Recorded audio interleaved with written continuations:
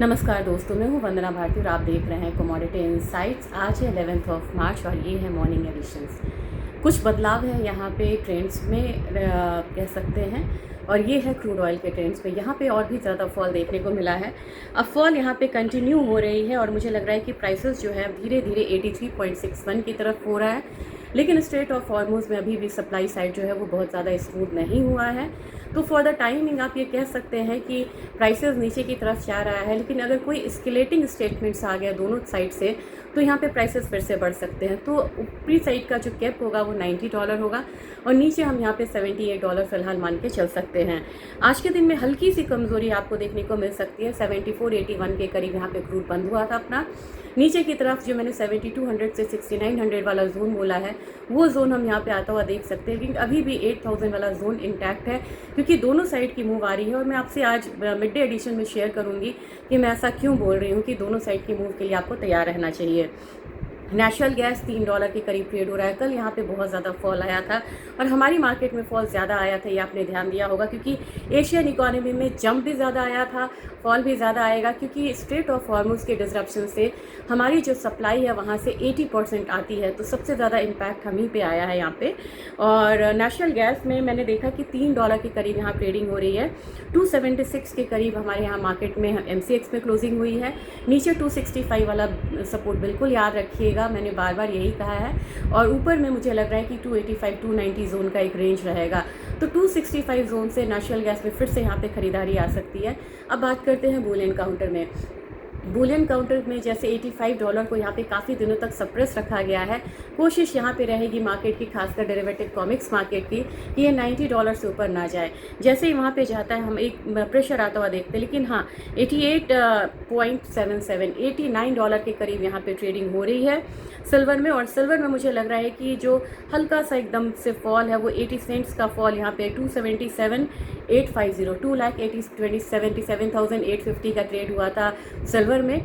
और सिल्वर जिस तरीके से ट्रेड कर रही है मुझे नहीं लग रहा है कि यहाँ पे बहुत ज़्यादा डाउन है। मैक्सिमम 2,71,000 72,000, इससे ज़्यादा का तो मुझे फ़िलहाल नहीं लग रहा। और वहाँ से इससे पहले भी हो सकता है कि रिवर्सल आए और प्राइसेस एक बार 2,85,000 की तरफ जाए। तो बायस यहाँ पे ध्यान में रखिएगा। इनिशियली एक करेक्शन आएगा, आपको एक हिकअप्स रहेगा मार्केट में, लेकिन बायस अपसाइड का इस बात का आप ध्यान रखिएगा। गोल्ड में भी वही सेम ट्रेंड रहेगा। इनिशियली आपको एक करेक्शन यहाँ पे देखने को मिलेगा। अब यहाँ पे आप बात करेंगे तो 5265 के करीब यहाँ पे ट्रेडिंग हो रही है $26 के डाउनसाइड के साथ।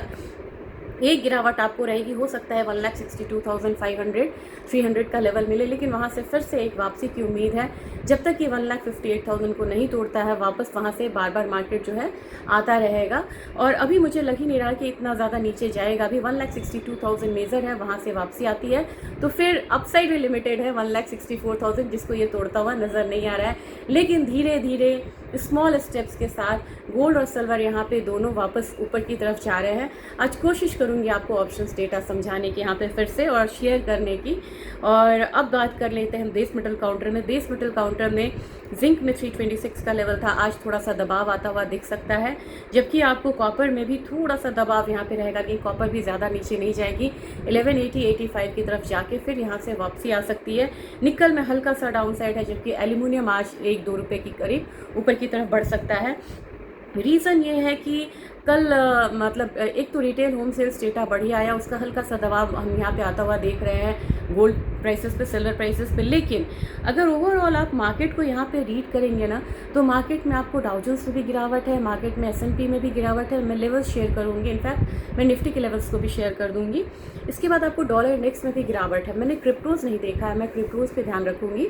अगर क्रिप्टोज में भी यहाँ पे डाउन साइड आता है तो फिर आपको ये काउंटर बचता है, बुलियन काउंटर, जहाँ पे कि पैसा आए। जबकि ऑयल के बारे में आप जान रहे हैं कि ऑयल अब बहुत बड़ा कोई सेफ हेवन बाइंग नहीं रह गया है, काफ़ी ज़्यादा यहाँ पे करेक्शन आ चुका है। और दूसरी चीज़ ये है कि अगर ओवरऑल आप देखें तो क्रूड की सप्लाईज बहुत है। जैसे कि चाइना कोस्ट पे काफ़ी ज़्यादा क्रूड का सैंक्शंस टैंकर जो है, जो रशिया का था, ईरान का था, वो यहाँ पे पड़ा हुआ है। लेकिन अगर यहाँ पे ये सैंक्शंस थोड़े भी लूज़ होते हैं तो वहाँ से सप्लाई ऑलरेडी खड़ी है कहते हैं ना द्वार पे खड़ी है और हम उसे रोक के रखे हुए हैं, वो सप्लाई आपको मार्केट में आते हुए दिख सकती है। और एक बड़ी न्यूज़ है यहाँ पे, 50 ईयर्स में पहली बार ऐसा हुआ है कि ट्रंप ने रिफाइनरीज़ यहाँ पे ओपन करने की एक डील करी है। ये डील $300 बिलियन की है, वहाँ के इतिहास की सबसे बड़ी डील है और ये डील हुई है रिलायंस के साथ। अब वो यहाँ पे जो उन्होंने अपने कैंपेन्स में कहा था कि वो क्रूड बेस्ड इकोनॉमी बनाएंगे, वो क्रूड लॉबी को यहाँ पे काफ़ी फेवर करते हैं, वो स्टेप्स लेते हुए वो नज़र आ रहे हैं। तो ध्यान रखिएगा वॉर के अपडेट्स पे। और गोल्ड सिल्वर में इनिशियल जब वीकनेस आ जाए तो बहुत ज़्यादा घबराइएगा नहीं, वहाँ से फिर से एक वापसी आने की उम्मीद है। बेस मेटल में भी इनिशियल करेक्शन आपको देखने को मिलेगा, लेकिन बायस अभी भी वहाँ पे अपसाइड का है। Thank you.